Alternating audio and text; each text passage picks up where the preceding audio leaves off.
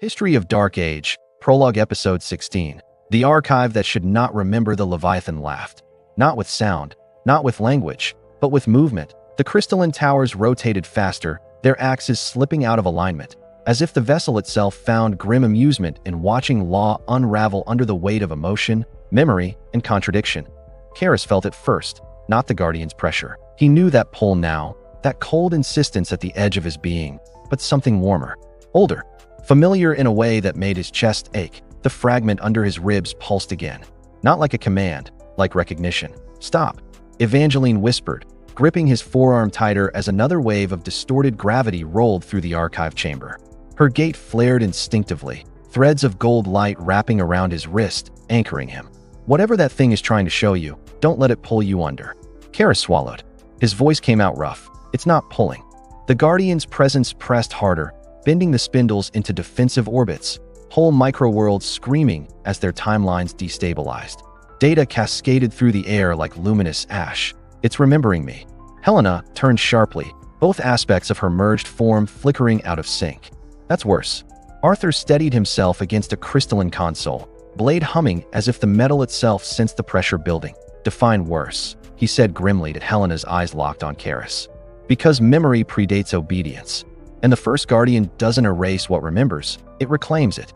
As if summoned by the word, the Guardian's voice rolled through the chamber again, deeper now, closer, not echoing, overlapping itself, speaking from multiple points in space-time. Fragmented essence detected. Archive access unauthorized. The Leviathan's walls flexed. Several spindles cracked outright, releasing floods of compressed history. Wars that never finished, civilizations that died mid-sentence. Stars halted halfway through collapse. Evangeline gasped as one of the released visions brushed her gate. I can see them," she whispered. "They're not data. They're memories stored as structure." Velarith hovered higher, her cracked halo vibrating violently. "This archive is not a library," she said, voice tight. "It's a tomb that pretends to teach." The Guardian stepped forward, not physically. Its body barely moved, but reality adjusted around it, bringing it closer in a way that ignored distance. Arthur raised his sword. "You don't get another step." The Guardian did not acknowledge him, its spiraling eyes fixed on Caris. Original self-fragmentation unstable. Emotional entanglement, increasing deviation. Evangeline felt that one like a knife. She stepped half a pace in front of Caris without thinking, light flaring along her spine. "He is not yours." The Guardian tilted its head. "Incorrect. All fragments originate from me." Caris laughed, then it surprised everyone, including himself. A sharp, broken sound that echoed strangely through the chamber. "Funny," he said, black flame tightening around his shoulders like a mantle. "You keep saying that like it makes you whole." The Guardian's presence spiked. The Leviathan shuddered, alarms, ancient, harmonic, singing through the hull. Helena sucked in a breath. "You felt that, didn't you?" she said quietly, eyes never leaving the Guardian. "You didn't expect resistance framed as identity." Arthur glanced at her. "You're saying it's offended?" Velarith answered instead. "He is not used to being contradicted by something that remembers being him." The Guardian raised one hand. Reality folded. A lattice of origin law descended, snapping into place around Caris and Evangeline like a conceptual cage. The air inside it thickened, compressing sensation, memory, and intention. Evangeline cried out as her gate sputtered. "I can't. Caris, it's suppressing me." He turned toward her instantly, flames surging, not outward, but inward, collapsing into a dense, controlled core. "Look at me," he said urgently. "Don't fight it alone." Their eyes met. The resonance between them flared, not explosively, but deliberately.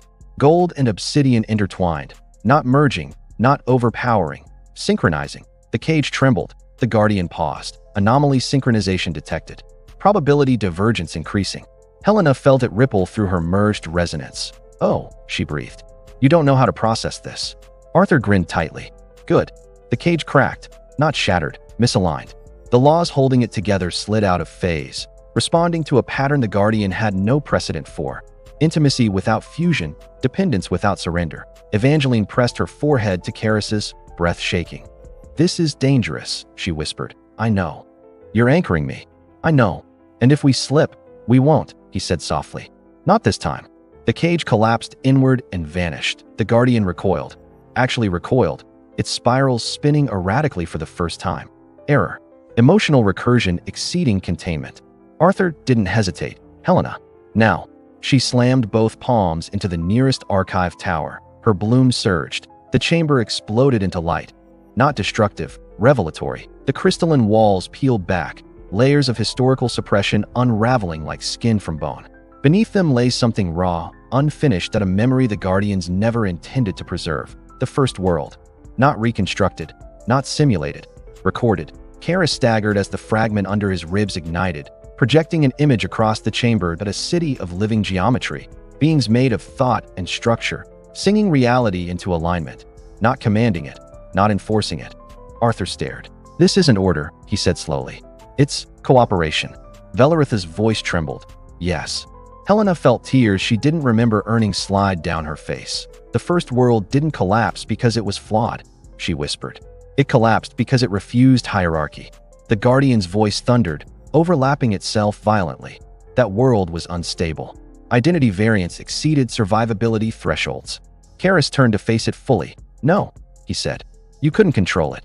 Silence. Real silence. The Guardian's spiral slowed. Correction. Control was necessary. Evangeline squeezed Caris's hand. For who? The Guardian did not answer. Instead, the Leviathan lurched. Velarith snapped her head toward the far end of the chamber. He's collapsing the archive. If this memory persists, the cycles lose justification. Arthur planted his sword. Then we make sure it persists. Helena nodded, eyes blazing. We extract it. All of it. Evangeline swallowed. Where do we put something that big? Caris looked down at his chest, then up at the Guardian. In me. The Guardian surged forward. Unacceptable. The Leviathan screamed. The archive began to implode. And as ancient memory, forbidden intimacy, and defiant identity collided, one truth became unavoidable. The cycles were not broken. They were afraid. And for the first time since the first world fell, fear had a reason. The Leviathan was collapsing inward, not violently, methodically. Layers of impossible architecture peeled back, as if the construct itself had decided that secrecy was no longer sustainable. The archive spires dimmed one by one, their internal constellations folding into lines, then points, then vanishing entirely. Whole histories were being compressed, not destroyed, but redirected. Into Caris, he staggered as the fragment beneath his ribs flared white-hot, not burning flesh, but rewriting meaning. Memory flooded him. Not his own, not entirely. Cities that had never known hierarchy, beings that did not command or obey but aligned, realities where identity was fluid yet stable, intimate yet autonomous. He gasped, dropping to one knee as the weight of the first world pressed against his consciousness. Evangeline was there instantly, kneeling beside him, her hands hovering over his chest without touching. Her gait light trembled, instinctively sinking to stabilize the flow. Easy, she whispered, voice shaking but steady. You're not alone. You're not absorbing it. You're translating it. Caris laughed weakly, breath ragged. It feels like trying to remember a dream someone else had, and realizing it was mine first. The Guardian surged again, its presence sharpening, furious now, not cold, not corrective, but threatened. Reality warped around its form, equations stuttering as they tried and failed to reconcile what was happening. Containment breach escalating. Origin memory reconstitution prohibited. Arthur planted himself between the Guardian and Caris, depth energy rolling off him in controlled waves. His sword hummed, not hungry, but resolute. Then you should have erased it better, he said. Because it's awake now. Helena stood behind him, eyes glowing with merged resonance, seeing timelines branch and collapse simultaneously. She could feel the cycles screaming, not in pain, but in panic. This was never meant to return, she said softly. The first world wasn't destroyed because it failed. It was destroyed because it proved that cycles were a choice. The Guardian's spirals tightened. Choice introduces entropy. Evangeline looked up sharply, anger flashing through her fear. No, suppression does. You don't preserve reality, you fossilize it. The Leviathan lurched again, but this time not under the Guardian's command. Velarith screamed as her cracked halo flared violently. It's not obeying him anymore, she cried. The vessel recognizes the memory as foundational. The Guardian turned not away from Caris, but inward, as if reassessing its own parameters. For the first time, its voice hesitated, overlapping with older harmonics buried deep in its structure. Foundational contradiction detected. Caris forced himself to his feet. The fragment's light dimmed to a steady glow, no longer overwhelming, integrated. He met the Guardian's gaze directly. You weren't the first, he said quietly. You were the correction.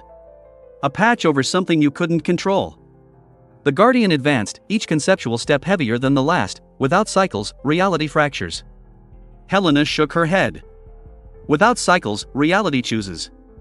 That's what scares you.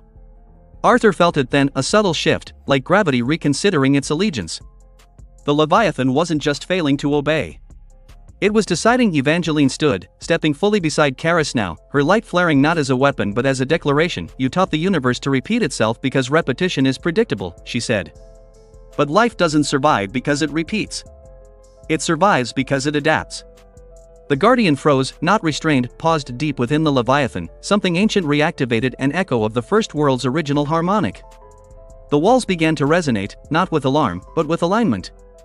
Geometry softened. Lines curved. Structure loosened. Velerith stared in awe. It's remembering how to listen. The Guardian's spiral slowed, fragments of its form flickering with something almost like uncertainty, directive conflict unresolved. Caris took a step forward, black flame and borrowed memory coiling together within him. Then stop enforcing, he said.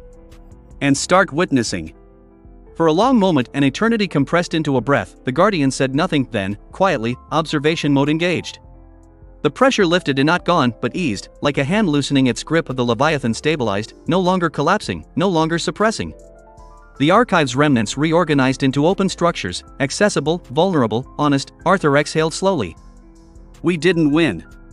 Helena nodded. No. We changed the rules. Evangeline looked at Caris, searching his face. Are you still you? He smiled, tired but real. More than I was. Far beyond the Leviathan, deep in the lattice of cycles that span worlds and centuries, something stirred. Not a guardian. Not a correction. A listener, and as the episode drew to a close, one truth settled over them all, heavy, inevitable, and full of consequence. The past had been reclaimed, and the future had just become uncertain again. The Leviathan did not seal itself. Instead, it opened, and not with doors or alarms, but with silence, the kind that follows truth once it no longer needs to hide. The archive chamber dimmed, its crystalline towers dissolving into translucent layers of memory, each one readable now, no longer protected by abstraction or myth. This was not lore anymore, this was meaning. Caris felt it first. Not as power, but as clarity. How the fragment beneath his ribs stabilized into something almost mundane. Not a god shard. Not a weapon. A decision. A refusal, encoded so deeply into existence that even the Guardians had mistaken it for an error. He exhaled slowly. So this is it, he said. No prophecy. No chosen one. Just a system that got scared when people stopped needing it. Arthur leaned against a half-faded pillar of light, sword resting tip down. You're saying the cycles weren't fate? Helena shook her head. Her merged form shimmered softly, calmer now, less strained. They were maintenance. The universe was treated like a product that couldn't be trusted to evolve on its own. Evangeline moved closer to Caris, not clinging, not dramatic. Just present. Her gate light was subdued now, like a city at dawn after a long night. She could feel his pulse, steady again, human, and every 400 years, she said, they reset us because we kept remembering too much. Velerith laughed softly behind them, a cracked, tired sound. You weren't reincarnated to save the world, she said. You were reincarnated to forget it. That landed heavier than any revelation before it. The Leviathan responded to the shift in tone. Its walls softened, reshaping into environments, cutscenes, if one wanted to call them that. Not projections, not illusions. Recorded states of reality, preserved without judgment. One chamber showed the first city of the first world, people moving freely between roles, bodies shifting with identity rather than resisting it. No hierarchy. No guardian. Just alignment through consent. Another cutscene bled in, darker, the moment the architects intervened. Fear disguised as responsibility. Control justified as protection. The first guardian rising not as a tyrant, but as a compromise that never knew when to stop. Arthur watched silently. They didn't fall because they were weak. No, Helena said. They fell because they were honest. The next cutscene hit harder, not a war. Not destruction. A private moment. Two figures, one unmistakably Caris, another a gatebearer before Evangeline, lying together in the quiet after intensity. Sweat cooling. Breath slowing.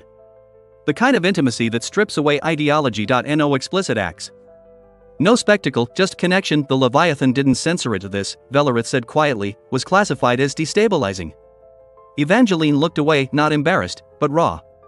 Because intimacy creates loyalty that doesn't point upward. Caris swallowed. They couldn't control people who chose each other over systems. Another cutscene followed, later cycles, people dulling themselves. Ritual substances used not for transcendence, but for compliance. Not named. Not glamorized. Just shown as what they were, chemical pauses in consciousness, encouraged so fewer questions would be asked, Arthur grimaced. They didn't ban indulgence. They curated it, Helena replied. Pleasure without depth. Escape without awakening. The Leviathan dimmed those scenes quickly, almost respectfully, then silence again. Evangeline turned to Caris. There was tension there, unresolved, but not explosive. Adult. Complicated. I pulled away earlier, she said. Not because I didn't want you. Because every time we fuse, the universe notices. Caris nodded. And weaponizes it. She met his eyes. But pretending we don't want each other doesn't make us safer. It just makes us dishonest. She took his hand. No fireworks. No surge, just grounding. The Leviathan responded with a low harmonic approval. Arthur smirked faintly. If the ancient superstructure of reality ships it, who am I to object? Helena laughed, really laughed, for the first time in what felt like centuries, but the humor didn't erase the weight, because far beyond the Leviathan, beyond even the first Guardian's awareness, something else had begun indexing this deviation. Not a Guardian. An auditor, not interested in control, but in engagement. Velerith felt it and stiffened. This isn't over. Caris looked at the fading archives, at the truth now exposed, searchable, undeniable. No, he said. It's just optimized. The episode did not end on a cliffhanger. It ended on clarity. The cycles were not destiny, the guardians were not gods, love was not a weakness, it was a variable the system never learned to simulate, and somewhere in the dark infrastructure of reality, something new prepared to ask a question no one had ever dared to answer honestly. What happens when a universe stops being managed and starts being lived? The screen would fade here, but the war had finally become real. The fade did not hold. The Leviathan refused to let the moment settle into comfort. Reality never allowed that. Not when truth had been dragged into the open. The chamber breathed again, not mechanically. Emotionally, the translucent layers of the archive peeled back further, revealing something the Guardians had never indexed because it wasn't data. It was context. A low-frequency hum rolled through the vessel, vibrating through bone and memory alike. Arthur stiffened first, hand tightening on his blade. That's not a Guardian signature, he said. Helena closed her eyes, merged perception flaring outward. No, it's pre-Guardian. Pre-architecture. This is what the system was built on top of. The Leviathan responded by changing shape again. The archive dissolved into a city, not a projection, a preserved state space. Streets of soft stone and living metal stretched outward beneath an amber sky. People moved through it, not phantoms, not echoes, but imprints. Emotional residues anchored to place. They laughed, argued, touched, separated, reconciled. They lived. Caris felt it hit him in the chest harder than any memory spike. His fragment didn't burn this time. It recognized. This is before fear, he whispered. Before they decided reality needed supervision. Evangeline stepped beside him, her gate light dimmed to a warm glow. Look at them. No cycles. No resets. No obedience structures. Arthur frowned. So what went wrong? The answer came without a voice.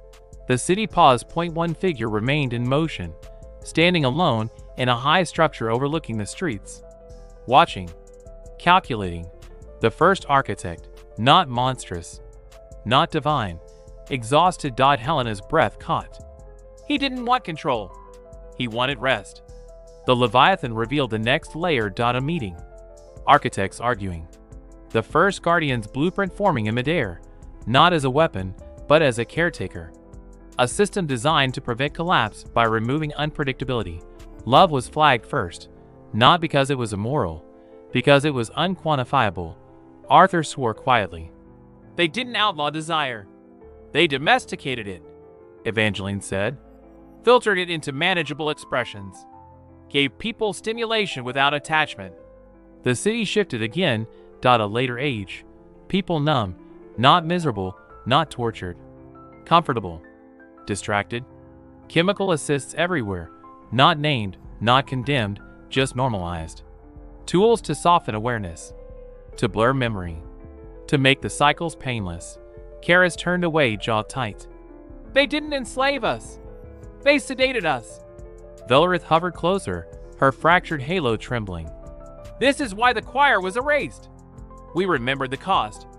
The Leviathan suddenly lurched. Not from attack, from interference. Arthur felt it like pressure behind his eyes. Something's watching us through this. Helena nodded grimly. Yes. And unlike the Guardians, it's not trying to stop us. Evangeline swallowed. It's trying to understand us. The city dissolved, replaced by a vast black expanse threaded with lines of light. An interface far larger than the Leviathan itself. A presence manifested. Not a body. A query. If cycles are removed, what prevents collapse? Caris stepped forward without thinking. His voice carried, not loud, but certain. Choice. Silence. Choice introduces conflict. So does stagnation, he replied. At least conflict can change, Evangeline added. We don't need safety from pain. We need meaning through it. Arthur crossed his arms. And if we fail? Helena's merged voice was calm, terrifyingly honest. Then we fail once, not forever. The presence recalculated. You could feel it, not as threat, but as curiosity sharpened to a blade. You are proposing an unmanaged reality. Yes, Caris said. With consequences. Another pause. Then something no Guardian had ever done. The presence released control of a localized segment of the cycle lattice. Not fully. Just enough. The Leviathan shook, not collapsing, but upgrading. Systems unlocking that had been sealed since the first collapse. Drives spun. Interfaces awakened. Old technology, dangerous technology, came online. Arthur stared. We just got access to tools that can rewrite worlds. Velorith's voice was barely a whisper. And enemies that will notice immediately. Evangeline squeezed Caris's hand. This is where it gets worse, isn't it? He smiled, not bravely, not recklessly. Honestly, this is where it gets real. Far away, across layers of existence not bound to time, something marked their coordinates. Not to erase them. To engage. The episode did not end with hope. It ended with permission. Permission to fail. Permission to desire. Permission to choose. And as the Leviathan turned toward a destination no cycle had ever reached intact, one truth settled like gravity around them all. They were no longer anomalies. They were pioneers, and the universe had just agreed to stop protecting itself from them. Log 0.0.1 Unknown author. We used to think stories needed heroes. They don't. They need witnesses. The Leviathan no longer traveled through space. It moved through interpretation. Outside its hull, the universe blurred, not from speed, but from uncertainty. Starfields rearranged themselves as if embarrassed to be observed without a script. Planets flickered between states, inhabited, abandoned, never formed. Inside, the four anomalies were no longer framed as a team. They were variables. Arthur / internal monologue, unfiltered. I expected drums. Alarms. Destiny. Instead I hear my own breathing. That's worse. No guardian screaming at me. No prophecy telling me where to stand. Just a blade that still works and a future that doesn't care if I'm ready. I don't know how to fight that. Cut. System overlay. Leviathan UI. Unlocked module. PR recycle simulation Engine status. UNSTABLE warning. Results may include paradox, grief, joy, extinction, intimacy, boredom. Arthur snorted. That's comforting. Helena / observational drift. She watched herself watching. The merged state had changed. It wasn't loud anymore. No competing voices. No tearing. Just width. She could see 1,000 versions of this moment. Not futures, not pasts, but interpretations. Worlds where they failed quietly. Worlds where they became tyrants accidentally. Worlds where nothing dramatic happened and people simply lived. Those frightened her the most. Meaning doesn't scale, she said aloud, mostly to herself. That's why systems replace it. Caris glanced at her. You okay? She smiled faintly. Ask me again in a universe that hasn't just admitted it doesn't know what it's doing. Intercepted signal, non-guardian origin, we see you. Not as errors. As precedents. Evangeline stiffened. That's not a threat. No, Velorith replied, Wings tight? That's an invitation. Style shift / poetic RECORD. The gate bearer stood at the threshold of unclaimed causality. Light wrapped her like a second skin, not armor, not halo. A reminder. She remembered lives where touch meant obedience. Lives where desire was permitted but never trusted. Lives where connection was always leveraged.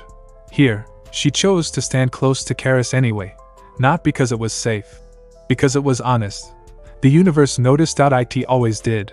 Caris / spoken, not loud. So let's say we do this. No cycles. No resets. No babysitters. Arthur. People will screw it up. Caris. Absolutely. Helena. Immediately. Evangeline. Repeatedly.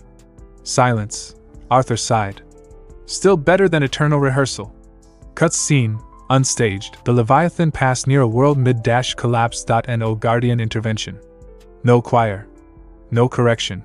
Just people arguing in the streets, building barricades, tearing them down, helping strangers, hurting each other, loving fiercely and stupidly. The ship did not stop. It recorded. Not to judge. To remember. Velareth / private resonance. We were erased because we remember too much. They will be feared because they refuse to forget. This is worse for systems. Better for souls. Style shift / documentary tone. Fact. Removing cycles increases variance. Variance increases failure. Failure increases suffering. Counterfact. Cycles eliminate growth. Growth requires risk. Risk requires freedom. Unresolved. Whether meaning survives. Scale remains unknown. Evangeline leaned against a railing that hadn't existed a moment earlier. The Leviathan was doing that now, building spaces as they needed them. Do you think, she asked quietly, that the universe will forgive us if this goes wrong? Caris considered it, then shook his head. No. I think it'll hold us responsible. She smiled. Good. Final transmission. End of segment. The Guardians did not return. Not yet. But across layers of reality, something else began adjusting its posture. Not a god. Not a machine. An audience. The kind that doesn't clap. The kind that waits to see if the second act earns the first. The Leviathan continued forward, and for the first time since the first world fell, the future wasn't optimized. It was unscripted. At the end, there were no trumpets. There was no silence either, because silence, like most things in this world, had a habit of lying when it mattered most. There was wind at a low, persistent wind that crawled out of the valley like an old gossip, carrying with it the smell of wet stone, ash, iron, and something harder to name. Hope, perhaps, but the kind found in mud, dulled and scratched, the sort you turn over twice before deciding whether is worth keeping. The kingdom of destiny and peace was not born in a moment. It did not rise because someone declared it so, nor because prophecy finally found the courtesy to arrive on time. It came into being slowly, unwillingly, like a cart overloaded with history grinding uphill. First came crooked stakes hammered into stubborn ground, then walls that cracked before the mortar could dry, and finally people, always the most difficult material of all. Caris stood on the ridge above the valley and watched. He no longer burned with black flame. Or rather, the flame had learned better manners. It stayed quiet now, folded inward, like a blade sheathed not out of mercy, but patience. His shadow stretched long in the evening light, oddly thin, as if part of him had already decided to belong somewhere else. So this is it, Arthur muttered beside him, arms crossed, armor scarred and badly repaired. No Saikis, no guardians breathing down our necks. Just us, Helena echoed. Her voice carried the weight of someone who had seen too many versions of the same ending and chosen this one anyway. Her eyes lingered on the valley below, where smoke curled from cooking fires and children ran between half-built houses, tripping, laughing, bleeding, learning. Which is either freedom, she added, or a catastrophe with better PR. Evangeline said nothing. She listened instead, to the gate, to the absence where the systems used to hum. The universe felt wider now, not safer, wider, like a door left open in winter.